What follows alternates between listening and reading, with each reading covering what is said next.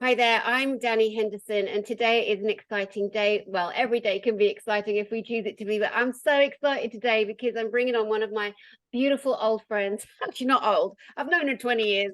Her name is KYMM CIVETTA. Say hi, Kim.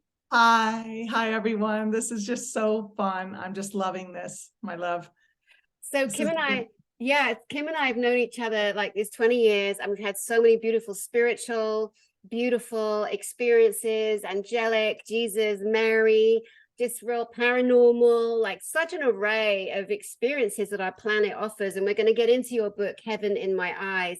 Before that, Kim, let's share with the audience here some of your first memories of us meeting each other. well, I'm thinking it's about 20 years ago. My son is 18, and I remember I wasn't pregnant with him at the time. And a very close friend brought you to the house, and I was fascinated that you were from the UK. And we just spoke about, at that time, I think you had a psychic TV show in London. And I thought, can I ask her these things that are happening to me? And I walked up to you. We were loving on each other, and I just said, I just want to talk to you about how I'm being woken up in the middle of the night, usually at 3:33, which is a powerful number. And that again is that Christ consciousness number, that 3:33. And I would see, actually, not with my clairvoyant eyes, but with my outer eyes. I would see, spirit walk down the hall. The lights would come on in my son's room, or the fan would be running. And I was telling you about that, and you just said, darling, you need to set business hours. And I really took that to heart. I just never thought that you could do that. Just like literally set that boundary and say, I'm not available in the middle of the night. Because it was a little bit, sometimes it was unnerving to wake up and see the lights on, and to look at my son, see if he's okay, and then turn that light off, and then see a beautiful angelic being, all of 13 years old, walk away and say, tell my dad that I'm okay. And that was going to be the doctor I would see the next day. And even though that was wonderful, I just started receiving these messages like that. But it was, at that time, I didn't really know what was happening. And so it was unsettling. And so talking to you really made it like, okay, there is, my dog's coming up. There is that ability to set that boundary with spirit. That was my first experience, hearing from you that was something that I could do.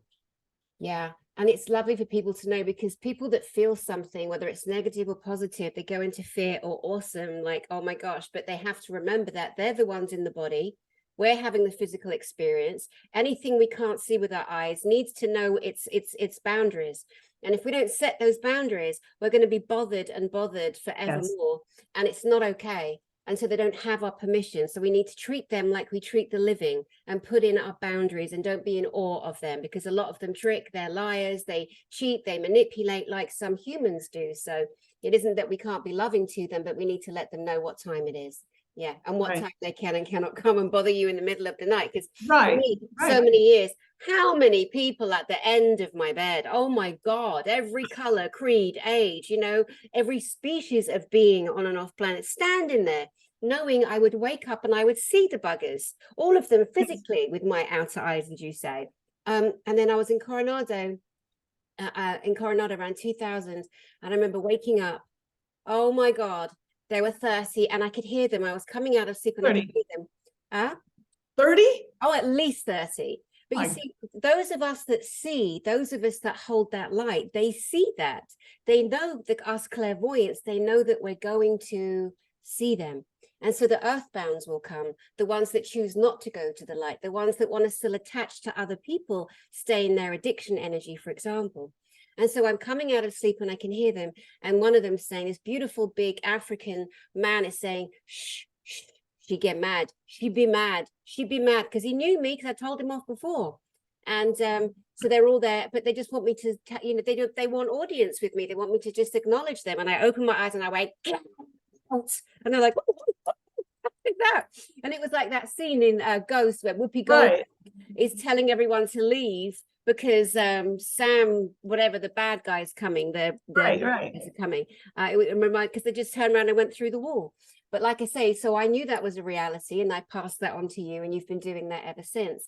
Let's talk about the TV documentary that we made in the Cave Store in La Jolla, California. I hired you as my TV host because you've got so much experience of live performance, and you have a band, NRG, where you're a cover band. You go all over the world with this massive production of dancers and costumes, and it's unreal. I'll put the so people can enjoy your music as well. I'll put that under here. And so so I hired you as a host, and none of us knew what the history was. Nothing about this place. Tell us your experiences. Well, when we walked down, there was just this like very, very steep stairway, right, going down underneath the Cove of La Jolla. And as I walked down, I actually fainted, if you remember. Like I got very, very weak. I felt like there was pressure coming in on me, and I didn't expect that because I was there for other reasons. But I remember just being amazed by that. And I don't remember the history of that, why there was that energy there in that tunnel. Do you? Yeah, do you remember? Yeah, very clearly. It was such a vivid. I mean, this happened in 2006, Kim. We filmed in 2006 with that camera crew. I know, so long ago now, it feels. And again, none of us knew the history, but I kept seeing clairvoyantly these two little boys tap, tap, tap, tap, tap, tap, tap, wearing these hats, and I couldn't figure out what it was I was seeing because they were like on another level. Well, it turned out that two little Chinese boys were found on one of the cargo ships that come from San Diego from Mexico. They were stowaways, and they were used in the Cave Store for the German guy who used to live there for quite some time. And they were used to hand chisel the stone and create steps down to the ocean. But there was also a lot of trafficking of Chinese people through those caves as well. Okay. Yes, yeah. And there's also 7 caves across there. I got my scuba diving paddy out there, out on that reef. Right, back and you can see the 7 sisters. And so there was a time where you couldn't get down because the stairs weren't made. So the drunks and the prostitutes, it was a gathering place on top of the cliff there. It was a cafe type place. And they used to dangle people over the edge. And if you remember, I felt the energy of that little boy that a nasty being, male, had held over the edge, and he lost his life. And we all felt the choking sensation. Yeah, it's all on film. Yeah, it was incredible. But with you literally collapsed. This energy came up through everyone. It knocked out 2 of the camera guys. One collapsed. The cameras turned off. They turned off. Right, the other one turned off. And do you remember how they wouldn't go on film? They wouldn't say what happened. They didn't want to be involved because it was normal and, you know, went against whatever belief they had at the time. I mean, it happened. It's energy. But yeah, that was amazing. And you that was yes. I don't know. I didn't see the boys like you did at that time. I just felt like this overwhelming energy, and just like almost like there was like this dense pressure coming in, and just fainted. It was crazy, collapsed. Like, yeah, you did. There was so much energy there. Yeah, it was so ancient. And, you know, one of the things like that annoys me the most on every single psychic TV show that we see, where these foolish, untrained, heartless people go in because they just want to be famous and be seen as, you know, oh, I can hunt ghosts, and they don't ever seem to take care of the beloveds or the malevolence. You don't just go in and rake up a whole spiritual environment and leave. You sage, you pray, you bless. And do you remember we threw paddles in? And we yes, I remember. Yeah, it was beautiful. Yeah. And so you've continued on this beautiful journey. I remember when your baby girl was coming into beingness. Do you remember some of that intel? Oh, yes. Are you talking about Mother Mary. Mm-hmm. Yes. So I had gone through my first bout of cancer, and Landon was maybe 3, and I was sleeping with him, and just like co-sleeping. And I woke up. I'd fallen asleep crying myself to sleep because I knew there was a baby girl coming, but I didn't know if I could actually do that because I was nearing 40, and with the cancer, I didn't know if that was something that my body could handle after treatment and everything. So I fell asleep crying, like just tears stained on the pillow.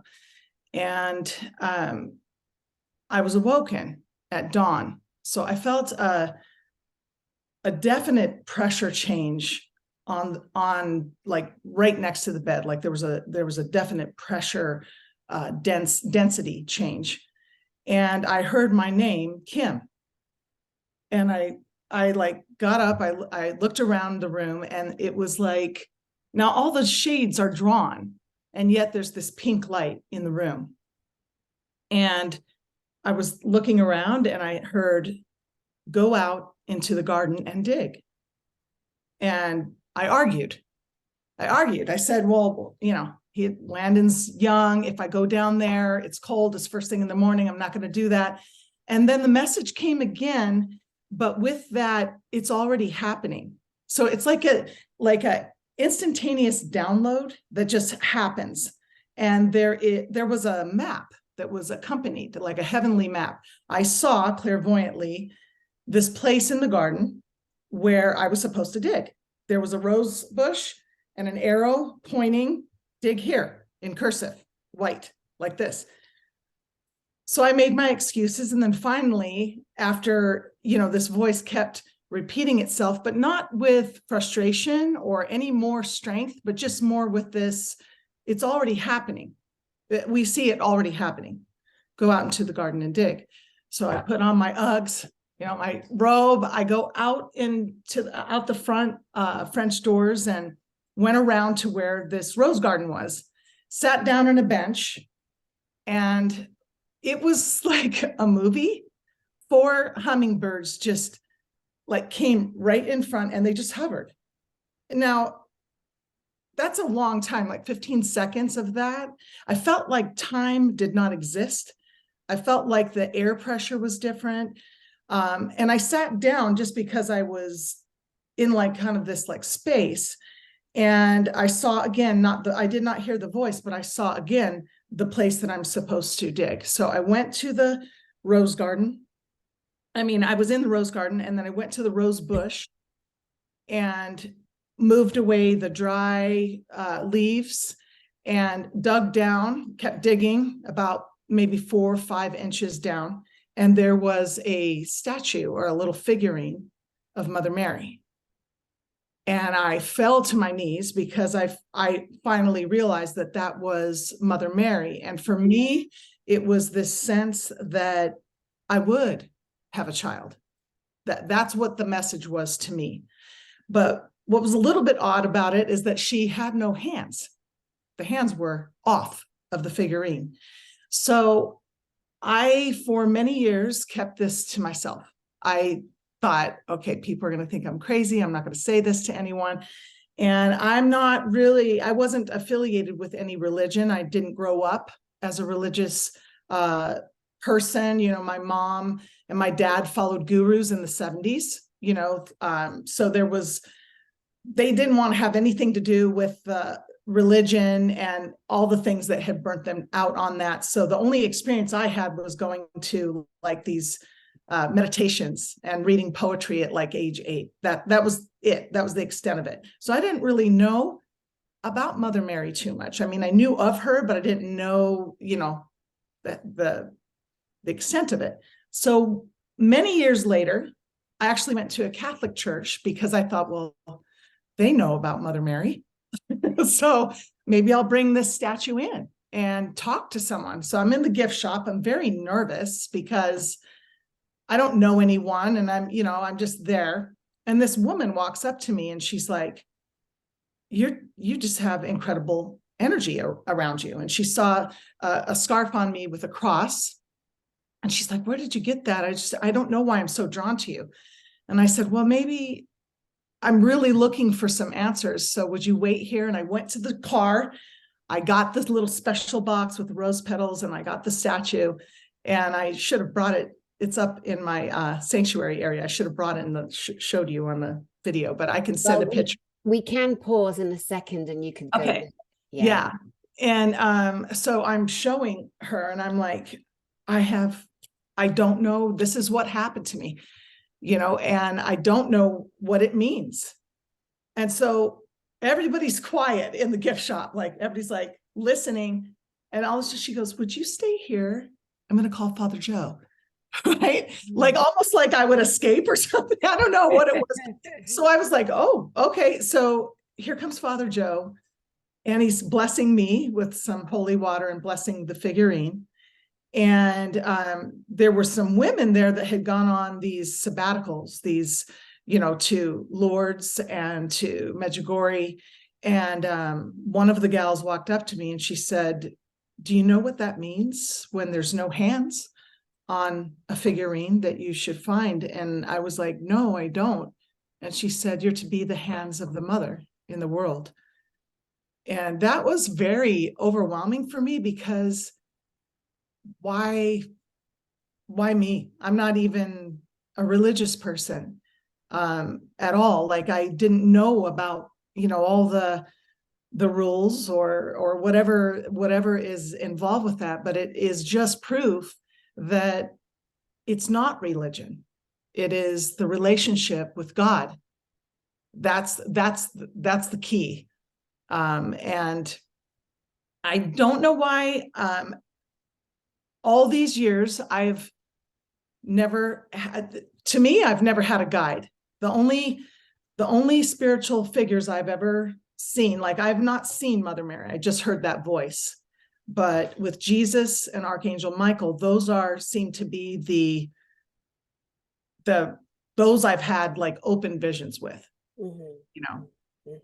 And so it is even more of a miracle that I don't have any foundation to draw on to kind of manifest that or make it imagination. Do you know what I mean? Like, I don't have that programming. Yes. This is the way it is in heaven. This is who this person is. This is who that person is. And this is how they come to you. I never had any of that. So my parents wanted me to find God in my own way. And so maybe just that openness and that intuitive gift that I have, that's why I seem to have a pretty direct, like, relationship. Yeah. So yeah, it's beautiful. The energetic connections to the frequencies of the different energies, and the angels represent, obviously, different aspects of energy, be it fertility, be it love, be it power, be it Archangel Michael smiting with the sword of light. And then if we go further back in history and we look at where did these angels and their names come from, they all came from Druid paganism, the earth energies, the earth worshipping of the energies that we came to understand through our hearts, our minds, and our souls. And this is the modern age where we have them all in neat, areas, and the names of the angels do this and this. And it's just such a beautiful notion that you had no training. And my friend Nikki Allen, who's a British psychic medium, very well known, I had her on the other day. We had such a scream together. She's so funny, just so full of light, and like you, similar to you. Is she learns about the Hall of Records and the Akashic Records by journeying naturally, not by reading a book. And so when she would get like an angel name, she had no reference point like you. Right. No reference point. Right. She hadn't been programmed. It's beautiful for others to see that they can own and honor their own experiences to how they came to something without being so entrenched in, well, I've been told this is the way, this has to be the way, because we all find things differently. I think, my love, this would be a good moment as we're talking about you finding the Mother Mary figurine being led out of bed by a light into the garden. Crazy insane. If you could go and get it, and I will just pause this video. Sure. and 1. Okay, my dears, this is the, okay, let's see how it works. If I get closer, does it work? Yeah. I don't know if you can see how she doesn't have hands, that they're broken off. Do you see that? If I go this way, you can see that the hands are broken off. And just a tiny little figurine, but just incredible. I mean, there would be no way, even if somebody who had lived here before possibly put this figurine in the ground, you know, I've heard people say, well, when they want to sell a house, they do that or whatever. But this was years later after we had lived here. And how would I know where that was? You know, It's too incredible. Plus, you live out in the desert. We won't say where, but you live right. out in the desert. And when you moved there were hardly any houses, right? This is not right. It's yes, it was far more open than it is now, of course. But I mean, it was soil that I could dig in, because it was a rose garden that obviously there was like nice dark soil there. But just to hear that, for me, what it was that message that I could and I would have my child, my daughter. Yeah. So that was just, I still don't even know what to do. I mean, I just wrote my book. That's all I can do, is share these stories, and hope that it will, you know, help those that have been so burnt out on religion that they can't even hear the name of Jesus. They can't even hear, you know, the mention of Mother Mary or anything like that. Like, you know, my mom, she was so burnt out that she was like, there's no way. Like one time I asked, could we go to church? And she was like, no, we'll drop you off, but we're not going in, because it was so much, you know, it was like traumatizing to her. So what I'm hoping is that, take it from a person that has never had any churching, any religion, and yet my first open vision was with Jesus, was with Christ. And it was, I was in a very dark place in my early 20s. And you know, my husband and I have been together now, it's going on 38 years. And we had a brief little breakup where he moved to his mom's house. And I was just completely in a dark space, because I couldn't turn off the light. Like I didn't want to sleep with the light off. I was just, you know, with my background, I just needed him. I was very, very dependent on him. So I was very, very sad, very heartbroken. And this is probably going to freak everybody out, but a week before that, my cousin had called, and he was involved in this church, and they sent a Bible to me. Okay. I never read it. I never opened it. It was just sitting on the nightstand. So I'm in the bed and I'm like rocking myself, and I'm just like, God help me, you know. And I looked at the Bible. I just glanced at it. You know what, you know, like tear stains, you're like this, and you're just looking at something to anchor you, something to hold you, because you feel like you're going to die when you're that heartbroken at that young age. And so I did this, and I rolled over, and all of a sudden I saw in a 3D, like I had a vision looking down as if I was in my body, but also above, as though I was floating on the ceiling, and another view that I was looking over at the window where there was a rocking chair. And what I was looking at was a man in a white robe rocking me.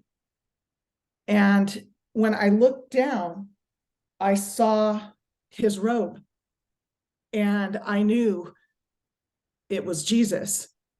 And the love is, you know, there's oftentimes you look at, I just get emotional every time, but sometimes you look at these bumper stickers and you're like, oh yeah, Jesus loves you.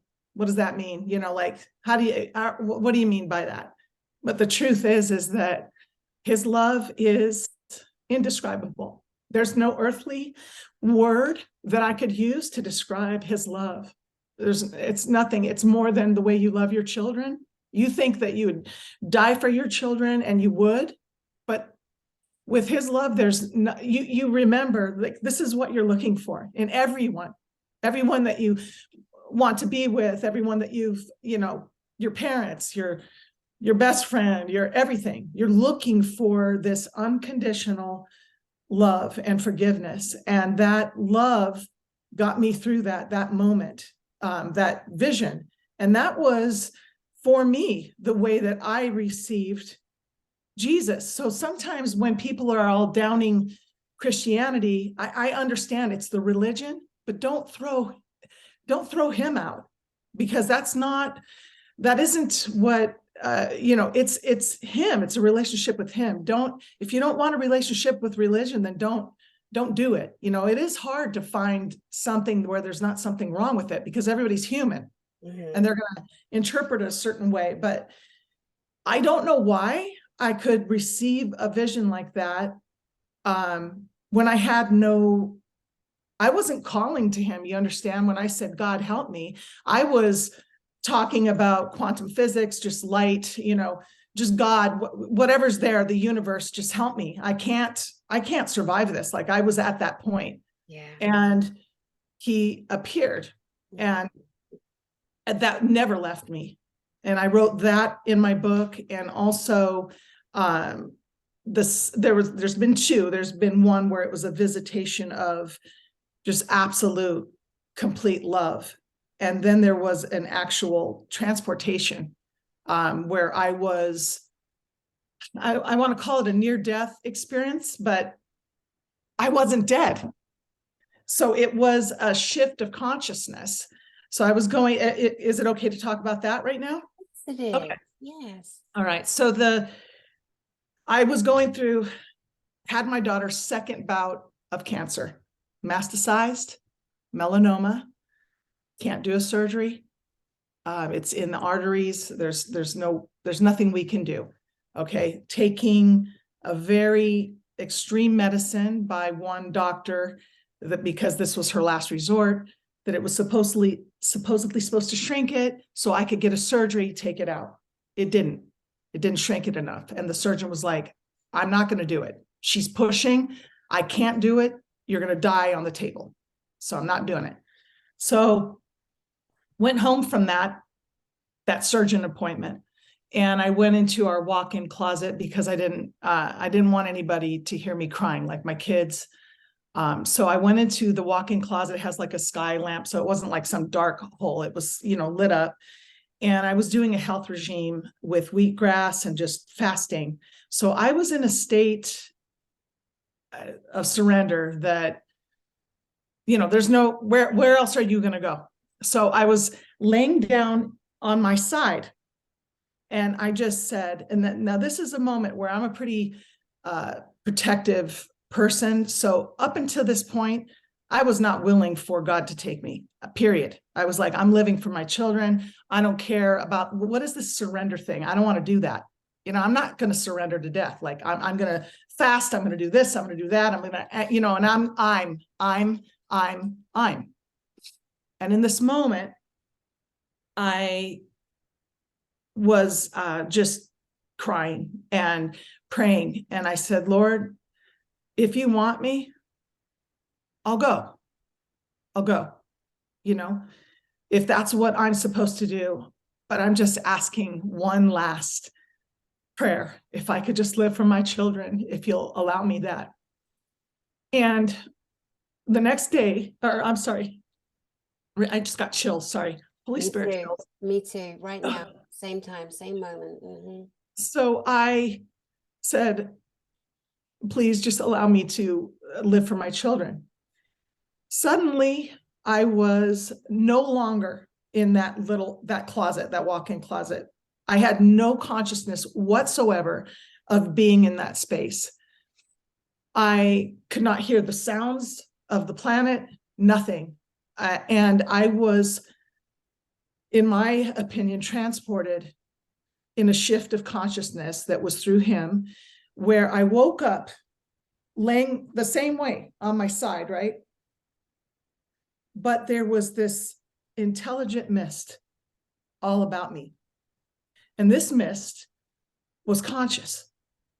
And it was an extension. It felt, though, as though it was an extension of his robe, like his love in every single molecule that was not a molecule, atom that was not the air that is not air.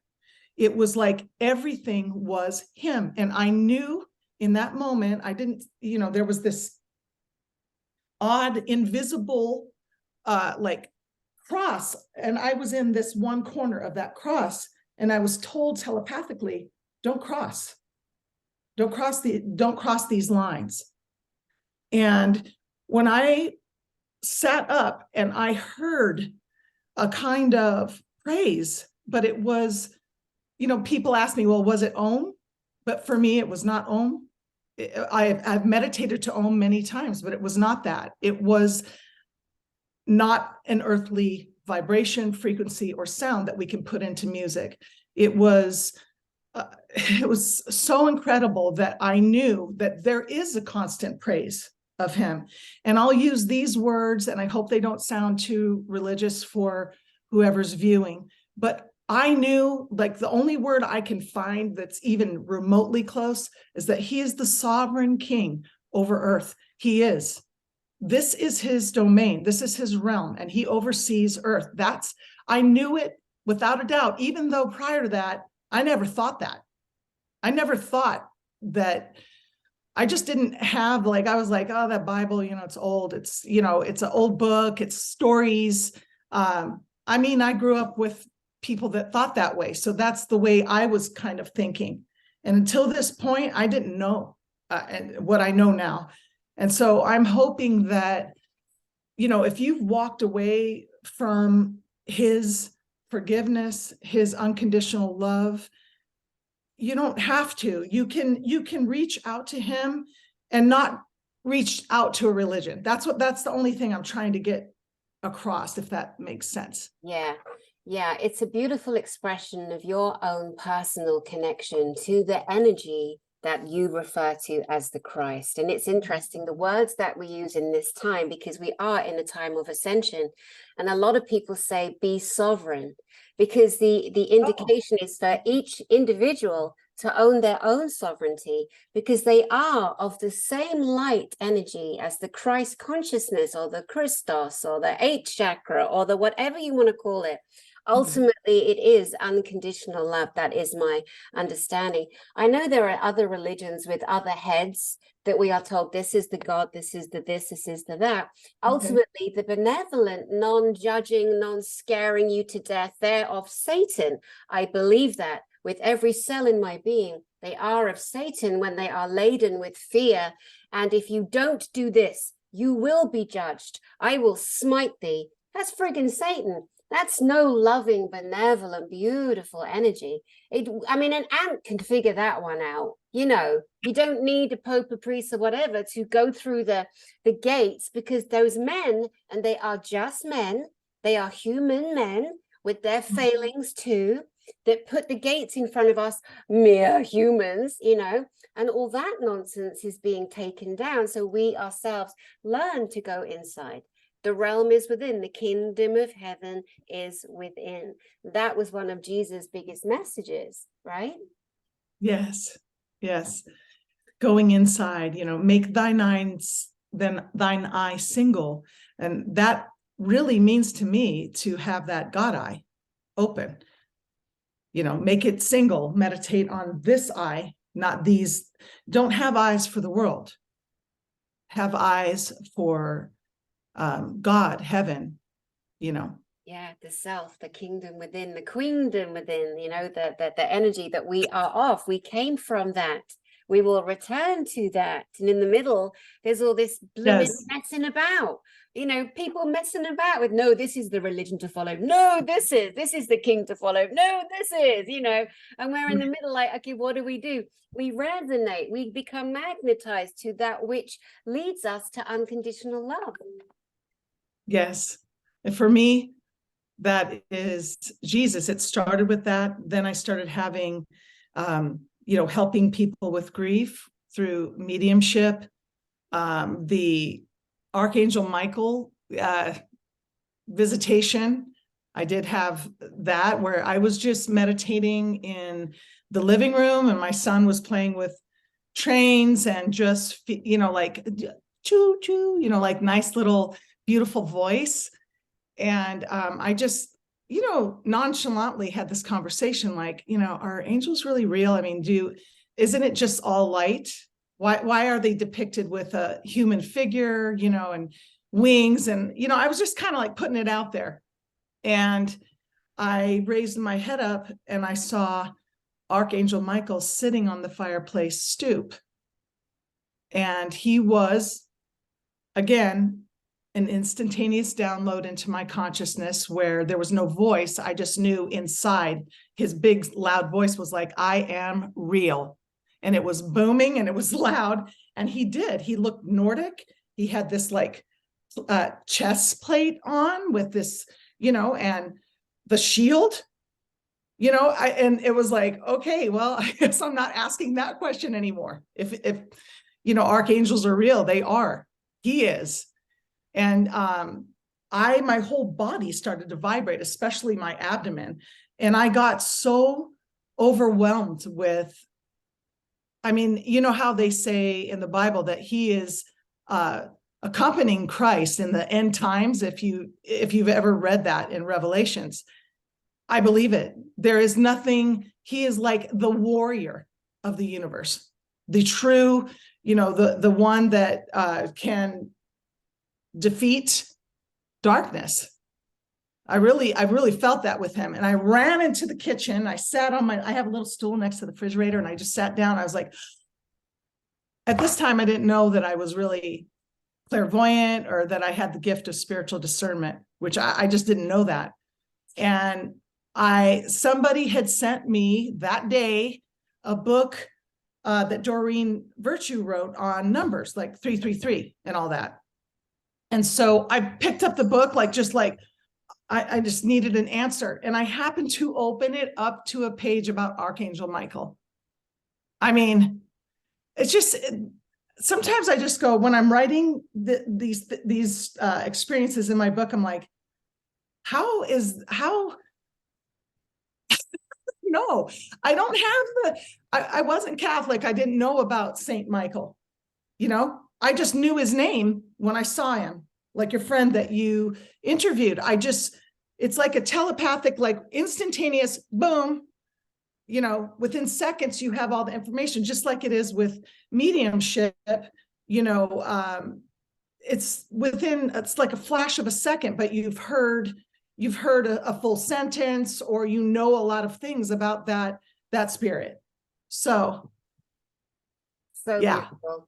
Your stories are so great because they're not stories, they're really your life experience. And like, I've known you for 20 years, there's a mapping and I've watched you come from the most unwell state of being and the fearfulness of losing the mother role that you hold so dear for these beautiful children that you're raising.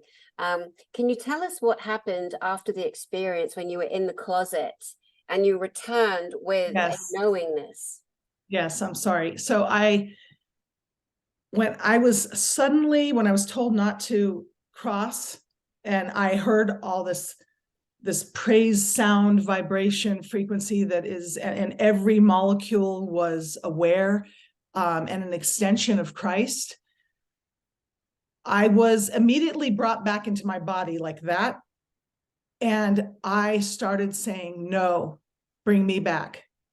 Don't leave me here, because it was to be cut off from that love it was like, you might hear that in your death experiences. You don't want to go back. You think you do when you're in the body and you're going to be leaving, but when you cross over, you don't want to come back. But it was not my time. And I was sent back just as abruptly as I went there. I came back into my body and it was so painful. It was so heavy. It was so, and I don't mean this, you don't know how much I love my children, but I wanted to be with him. What I was praying for to stay, as soon as I got back, I was like, no, bring me back. I don't want to be here like that. Well, that didn't happen. The next day, a friend called who works at a hospital, and she does lymphatic work on cancer patients. And she said, I was working on a patient, and this patient said that there is a doctor who works with melanoma, and he's like the best on the planet. I saw him, I got treated by him, and I'm cured. So I feel that that was a direct, I don't feel like it was my friend. I feel like it was Jesus that found that doctor. Can you tell us his first and your last name? Sorry, tell us his first and last name, please. Dr. Gregory Daniels. Okay, and is he in San Diego, UCSD. Okay, all right. So we'll put his link under this broadcast too. So He's just incredible. Yes. Yeah, because unfortunately, BoobTube is censored. And they don't want anything to help other humans out at the moment. And unfortunately, this channel is very much shadow banned because I bring people like you on it, my love, that find ways to heal and build their immune systems and their love and themselves, and share their beautiful experiences that not only empower themselves, number one, which is the most important thing, you first, and then share. Not the other way around, how people throw themselves on the sword, of humanity. They're martyrs and they're victims, and they let me save you. No, you're no good to anybody with half an arm hanging off and one leg. You're going to be no good with one leg at an ass-kicking competition. Come on. Come on. And to be honest, piano playing concert, like right. And to be honest, it's not about us. It's about that light and that love, that unconditional love that is going, that may be using you. And so as soon as you start thinking it's you, that shit cuts off. I'm telling you, don't go with I. Lift it up, and then it flows even more. There was a time where I was doing readings for people, and I was like, what if it doesn't come? And what if, and then I started praying over people in my sessions. And, the celestial heavens came through, and that was no longer me. There's been times where, there are things that have happened in these sessions that I had no plan on doing, like rescuing in a traumatic molest. Okay. I wasn't doing this session for that. I thought that I would see grandpa, and, I thought it would be something like that. And yet there is, where people walk out of it and they're like, I'm changed, where there's a death that's so traumatic that they cannot get past it. And that when you go in and do this like rescue trauma and also almost like a reparenting, where they walk out with Jesus and he does the healing. I don't think that, as soon as you start thinking it's you, I think that the ego comes in and there's attacks. That's what I think. I totally believe you. Anyone that says, look what I have done, I have healed 20,000 people. No, you didn't. The unconditional love, frequency, energy that may have coursed through you, that you are part of, for you, it's definitely, this beautiful being, Jesus. And I know he's real because I met him at 7. I met the man at 7 in my bedroom. You've probably forgotten that. I told you that. 7. At 7. Yeah. I told you that years ago, but gosh, it's been so many years since we found each other. And then that's all I needed. All I needed to know was that this beingness, whatever form it comes in form or formless, is unconditional love. And we have come from that unconditional love. We are made of that. We return to that. And while we're here, our role is to be that for ourselves and then for everyone else. And that's, to me, that's unification. Get this whole. Get this whole. Yeah. Get it whole. We've both met, during our 20 years of knowing each other. We've had many conversations. We've both met people who have 1 or 2 spiritual experiences. Then they're like, I am the master of the universe.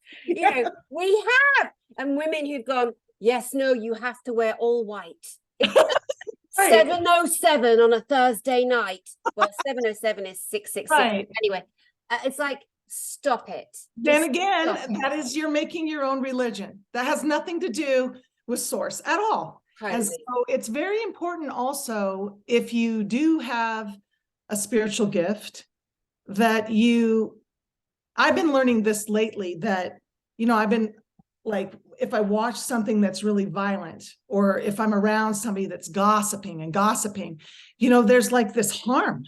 And I believe that if you want the purest of the pure, it's good to do a fast. It's good to make sure that your eyes aren't watching something that some little entity can attach to you, that they like that what you're watching, they like that what you're listening to.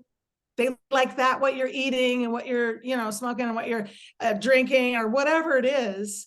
It's like, not like you have to go around like, I am righteous and holier than thou. It's not that. It's just clean the temple. And that includes your mind. There you go. That includes your eyes. That includes your ears. That includes your mouth, what you're saying. Be careful what you're saying. Your word is powerful. So in the beginning, the word, right? So that's a vibration. The word is the vibration, but it's thought before the vibration. Make sure the thoughts are clean. There was stuff that I thought that I could mess with, and I don't do that anymore, because it's like, keep your mind and your eyes and everything on love as much as possible. Yeah. Gosh, there's so many ways we could go here. I was talking yesterday, I forget who I played with the Ugandan children yesterday, and Yes. I've been doing, it's coming out today. I love them so much. We're trying to raise funds keep raising funds for their school. They live in the worst, most disgusting conditions ever. But you know what? That's another quick point here. Yes. It doesn't matter who we look up to. Look at all these preachers, hold on a second. Let me just get onto my jet that costs billions of dollars. Dude, how big is your community? How big is your congregation across the world? Well, very large, and I'm very rich. What are you doing with your money, you muppet? People are so scared to tell people off. They're so scared to say, oi, boy, you put yourself on a pedestal. You got people to pray to you. You got people to guilt them into time 10%. Where is that money going? Well, I needed a helicopter for both legs. This is how these people are. And then don't even get me started on the presidents. Oh my God. But you know what? To me, I claim across the world, and I speak this over the planet from my loving heart, that they are all failures, because here's the proof. Here's the proof. If there's one homeless, one cold, and one hungry person on my planet, on your planet, on our planet, Kim CIVETTA, then they have failed. And it is beyond time. Like, this is the time we have people like you and your book coming forward, going from life-threatening death door to your loving passion for your own miracles, to putting that book out into the field. What say you to that? I'm kind of tripping out here right now, because my friend just went on a mission to Uganda. And then you said that you were talking to the children in Uganda. And I'm just wondering if that isn't something that, God is speaking to me about right now. So we'll need to talk about that, like how to support. It keeps coming up, Uganda, specifically Uganda.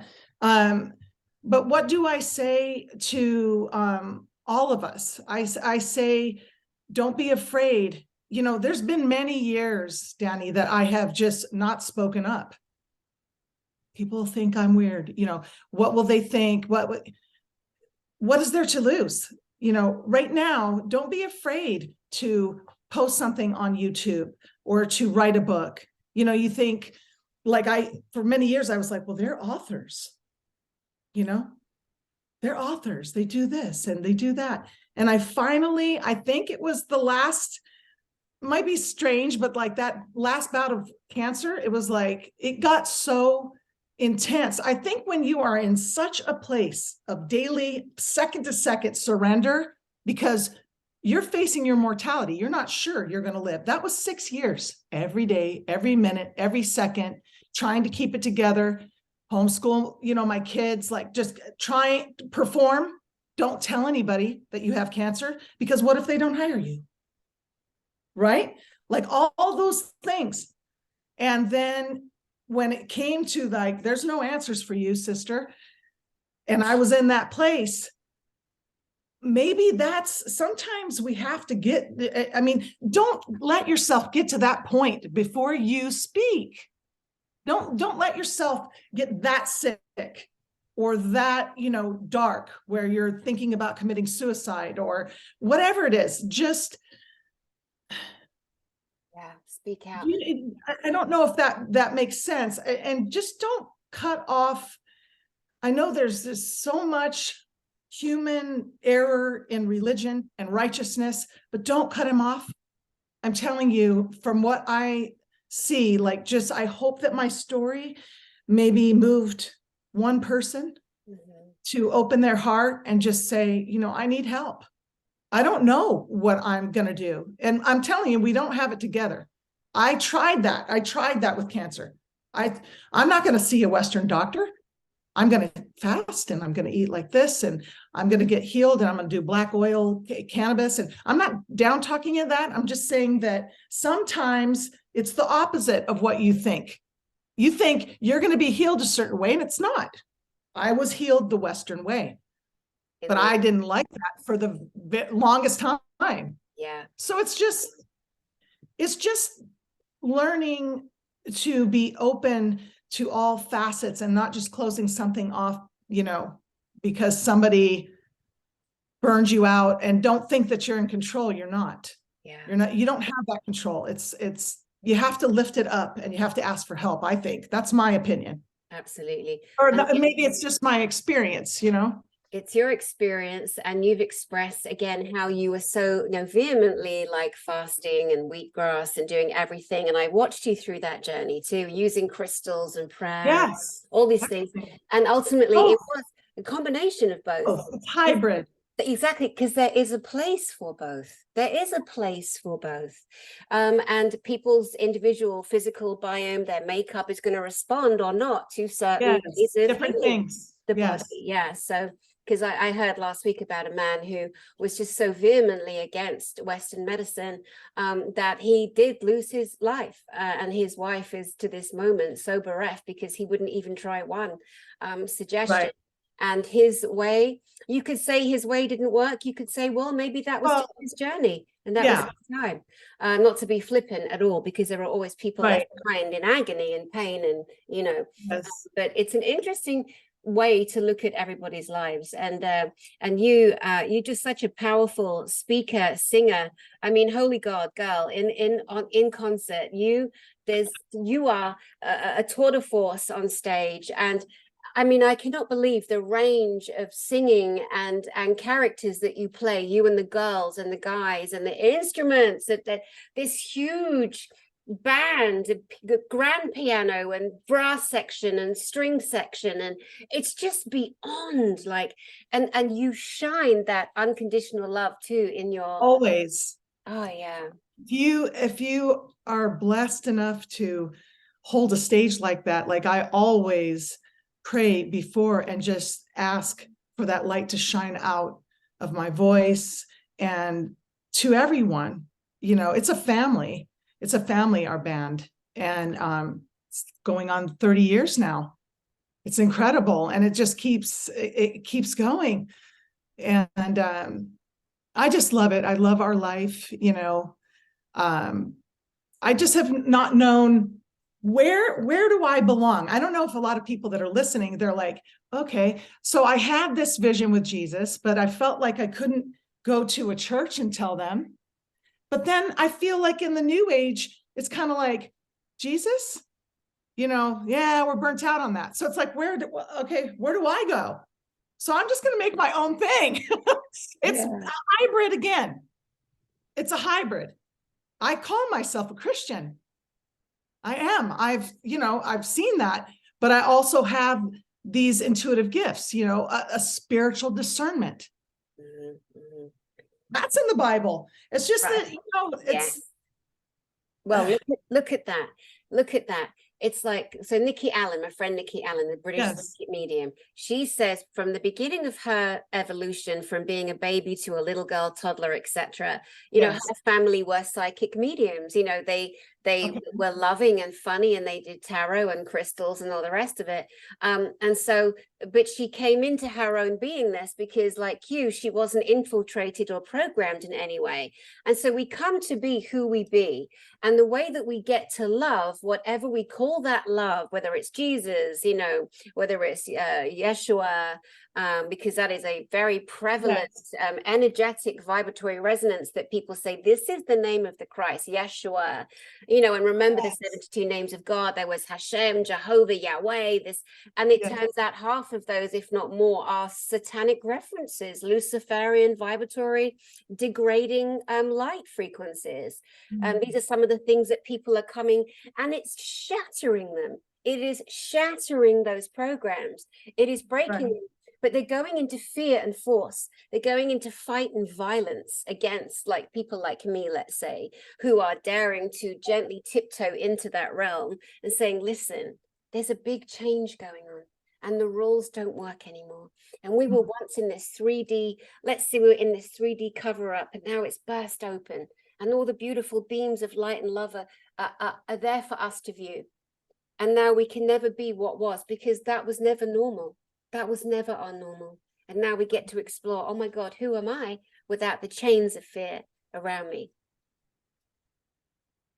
It's true. There's a, I don't know the biblical thing, but it's Joel 2:28. And afterwards, I shall pour out my spirit onto all people, not just the few that have a theology degree or something like that. It's happening right now. There's almost like a movement of people that have gifts that the church door is closed to them. And so there needs to be almost like a new kind of, I don't even want to say the word church because too many people are burned out, but a new church that is, it's okay to have gifts. It's okay to, have visions, Yes. I mean, I think that it's high time, I shouldn't be separated from, that, oh, this is, well, we don't know about that, Totally right. The human, the beingness, the spirit, the soul of the human is almighty, is all light, is all beauteous, just like Jesus Christ, just like unconditional love. And anything that we're told, oh no, that's the devil. How the bloody hell do you know, Mrs. Nosy Parker down the street? Like, stop with that crap. Like, we are so done. We are done. We've broken out of these prisons that we were engulfed in. Those that don't because they choose not to. They are okay with their victory. I love you. I love you. But we got to, the thing is, Kim, there's no more time for bollocks. There's just no more time for victimhood. No. There isn't. Like, I've been speaking to people the last week, like, right, you finish your book, finish your documentary, finish this, finish that, or don't. What are you waiting for? If you wait another month, it's too late. Get out, start a YouTube channel, get on TikTok. Who cares? Just start sending love. Be that love for you first, send love. There's so many more questions I want to ask you about your book. But I want to ask you, I think, why did you call it Heaven in My Eyes? I had a different title, and my husband always was like, it's a little bit wordy. And then I got some reviews like, it was sometimes God is a homeless man. And so I would get these people calling like, I've seen a homeless man, and and it's like, okay, they're not getting it. They're not getting the gist of that. And so Heaven in My Eyes is truly, I've seen heaven in my eyes. And so, and the subtitle without my head there is A True Story of Heaven and Healing. So it's just a collection of the spiritual stories or experiences that some of which I have shared with you. And I'm really vibing with this. And it just now got self-published through Balboa Press, which is an affiliate of Hay House. And so we'll see what happens with it. It's on Amazon, it's available on Amazon if somebody would like to read it. And I would love a review, Definitely. I love it, and just to get the word out there that heaven is real. It really is real. And I mean, just like what Archangel Michael, I am real. No. So I don't think there's any more time for doubting and figuring out, like letting your mind come in and say, I mean, I did that for a long time. Like, well, look at their books. They're so great. And what am I going to say? What am I going to talk about? And I had these experiences, but I didn't know, I was told, well, you need to give them, steps. You've got to do this. You've got to do that. Like it needs to have this little hook. And it's basically a biography on, surviving cancer through heaven. That's what it is. And all the experiences I've had thus far, with mediumship and all of that. And I just say, if you've got a story in there, get it out. If it's not big enough for a book, make a little pamphlet, or like you said, go on TikTok. I mean, there's these little shorts. Some of them are so mind-blowing. Last night, my aunt sent me this, right? So it's this guy talking about the protein molecule called laminin. Laminin, okay? This protein molecule, basically, if we don't have it, our skin falls off. Okay? If we don't have it, our muscles fall off of our bones, right? No. So it's totally useful, right? Like he's talking about it. You're kind of like, okay, he's like a little bit on the preachy side. This, oh wait, where's the thing? That is the diagram of the molecule called laminin. Oh, wow, how funny. This is the molecule that is keeping us together. Wow. Now I was like, where else would you hear something like this? And not in, but TikTok. Yeah. But here it was like reaching all these people, and so if you've got some little gem out there, share it. They got to share it. Annie, get on the show. Come on. Right. Exactly. Yeah. And I announced on here that there's a group of beautiful people, one in particular, they know where the last falling in the Florida seas of Atlantis. And I'm like, let's get a boat, guys. Yes. Don't say to me, I want to be a volunteer. We're way past volunteers. Can someone step forward with their boat to finance a trip that we film, that we dive it, so that the greedy buggers that always try and get there first, and the military knows where it is. The military know everything across our planet, everything. What's coming out right now is places like, MUFON. We believe in UFOs. Yeah, you might, but you block it, you buggers. France right now is really blocking the truth of the French MUFON. They're buggers. They're attacking really good people who are standing in the true history of our planet and our solar system. And so we're seeing all of these archetypes, that were in charge, the captains of all these industries, and how much they've buggered about with the truth, lied, kept it, coveted it, stolen it, So let's say, for example, this boat comes, we get the boat, we dive down, we film, we show everything. I mean, most of the artifacts will be stolen, of course, already. That's a given, because humans in that realm, they don't want to share what even isn't theirs, but it's time for everyone to move forward, move into love, as a collective, as a unification of unconditional love, which is what the Christ sent.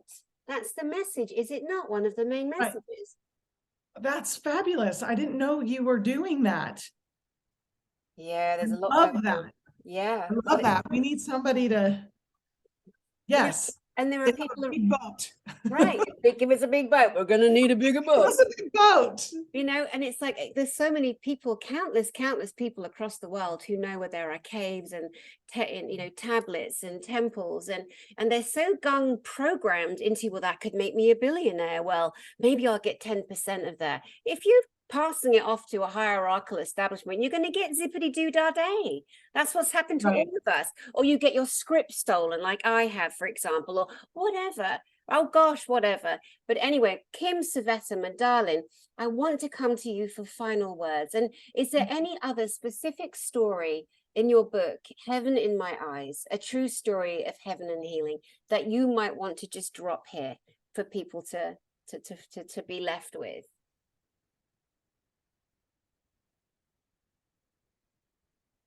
Well, one that's kind of, you know, hot right now is my son and I saw a UFO, and I thought we might talk about this on the next interview or something like that, but I'll just give it to you right here.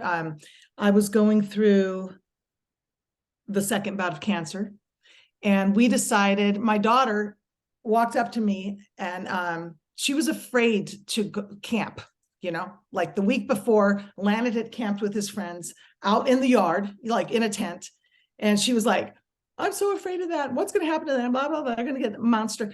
So this week she comes up and she's like, Mom, we have to go camping tonight outside. And I was like, honey, I thought you were kind of like afraid of that or whatever. And she's like, no, it needs to be tonight, Mom. I mean, she was adamant. Okay. So this is a girl that when I was first diagnosed with cancer at the age of 4, went and grabbed, not knowing where my cancer was, grabbed my crystals and put it where the cancer was. This is how both of them are just like, they're not from here. I'll tell you that, they're not from here. So she's like, let's camp. It has to be tonight. You have to ask Dad. So Dad gets a tent out. We go out there. We're camping by the fire pit. And the kids just like automatically get up and go into the tent. And it was kind of like on cue. There was no prompt. There was no words. They just went in there. The dogs follow them, right? Usually they stay with me. They follow them. So I said to Andy, well, let's go in the tent or whatever. So we're laying in there. Lyrics by Andy, and she's talking about, you know, whatever, the stars or whatever. And I laid down on the blow up bed. And so there's a net. So you can see up through the net at the stars. And as I just looked, I saw a triangular craft. In my opinion, dimension shift. There was no sound. It was very similar to the way I see spirit. It was like in another realm. And I was like, did you see that? And now nobody was looking up, right? And I said, I just saw something. And then Lyric was like, Bigfoot's not real, right, Mom, Daddy? Like, she started getting like scared, right? She's young. And so Landon came over on the bed with me and he's like, Mom, what did you see? And I said, I just saw it. And then he looked up and he saw it too. We saw it a second time. It was a bronze orange glowing ship. And Landon said that he goes, no, it didn't dimension ship. It cloaked, Mom.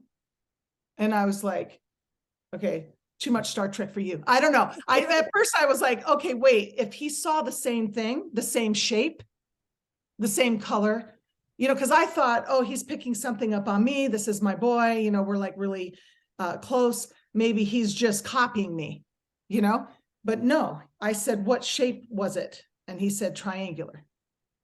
So we had that. Now, here's the kicker. Again, with my Jesus thing. I receive a telepathic communication, and I heard Jesus fleet. Now, where do you go with that one?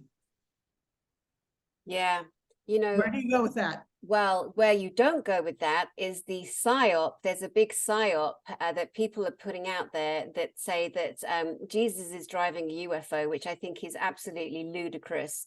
Driving a UFO? Driving a UFO, and it's called the Big Ship Jerusalem.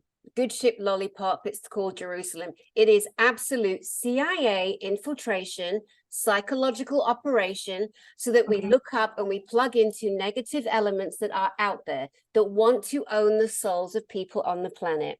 That is, but you know, you know, I'm not saying what you saw wasn't real. That was for you. That was for your beautiful, you know, you saw the orange triangular, you saw the in-between dimensions. It was a gift for you all being outside.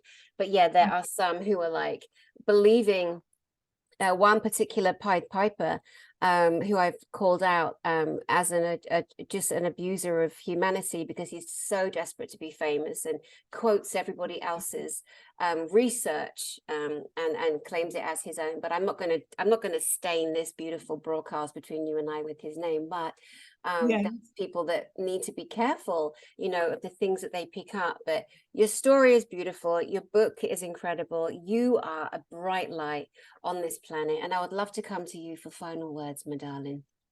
Okay.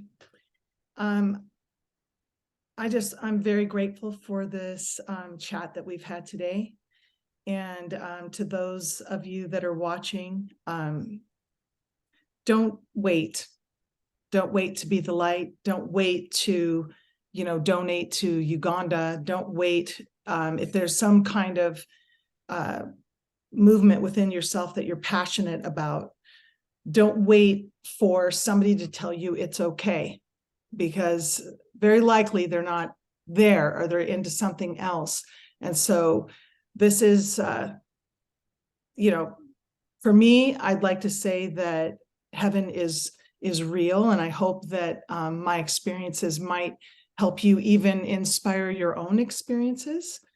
They may be different, but just that maybe it would help someone open their heart to Christ energy, and to know that it's okay to have gifts, you know, because there was a lot of years that I didn't think that it was okay to have gifts, you know, and I didn't share them. A lot of years. So anyways, much love, and would love to hear from you. You know, I have a website, angelintuitiveministry.com. My book, again, like I mentioned earlier, is on Amazon. It's published through Balboa Press, an affiliate of Hay House, and would love to just connect. I have a YouTube channel, Angel Intuitive Ministry, Facebook page, Angel Intuitive Ministry, and only loving, only the loves, okay? Only the loves, Angel Only the Intuitive loves. Ministry. And I remember years and years ago, you know, seeing this for you, seeing your church, and we didn't know how it was going to be, how it was going to form itself, but it has formed itself. And you do sometimes on a Sunday online ministry where you'll sing and you'll read verse and you'll share, and it's really beautiful. It's a beautiful place for people to plug in to unconditional love. Angel Intuitive Ministry. You were the person that said that so many years ago, and I was like, what? Church, what? And you said it, and it's here. At some point I'd like it to be AIM, you know, AIM Church, but who is it that owns that AIM domain? It's actually what? American Institute of Medicine. Yeah, we need to be, yeah. What was, no, it's AOL. Why does AOL have that? Well, why does Google survey the whole planet? Like, why do people take beautiful, like I was going to do a Galacticon, right? My beautiful Galactic and Spiritual Informers Connection conference. And then I was going to do a Galacticon, meaning a galactic conference where people just come and dress up and feel into their beingness, you know, and it would be everybody who had, you know, merchandise and just a great 3-day party. And somebody already had that. And it's just some guy literally in his mum's basement saying, well, perhaps you could do this if you owned this. And I'm like, oh, shut up. You know, you're ruining fun for people. So I bought galacticon.co. Yeah. But, you know, it's all right. We just move along, doing our own thing. What did you say? Upward and onward. Upward and onward. Yeah. Onward and upwards. Definitely. Definitely. Well, Kim Civetta, CIVETTE from Italiano. I love you. It's so great to share time. I love to share you with the beautiful audience that will see you here.